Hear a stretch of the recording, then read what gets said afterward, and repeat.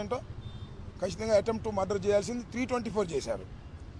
దానికన్నా ముందు ఏం చేశారో తెలుసా, పోలీసులు సాల్మన్ మీద కేసు పెట్టారు, సాల్మనే కొట్టాడని. ఇలా పోలీసులు ఈ వైఖరి వల్ల అక్కడ అన్యాయంగా సాల్మన్ మరణించాడు. ఇదే విషయాన్ని పోలీసులు నిర్లక్ష్యమైనటువంటి విధానాన్ని డీజీపీ గారి యోధాని వచ్చాం, ముందుగా ఇంటిమేట్ చేసి వచ్చాం. అప్పిరెడ్డి గారు లెటర్ రాశారు, మెయిల్ ఇచ్చారు, మేము వాళ్ళు 11 గంటలకు వస్తామని. సమాధానం లేదు. 4 మంత్రులు, మాజీ ఎమ్మెల్సీలు, ప్రస్తుత ఎమ్మెల్సీలు, మాజీ ఎమ్మెల్యేలు అందరం వచ్చాం. చాలాసేపు అక్కడ కూర్చున్నాం, సమాధానం లేదు.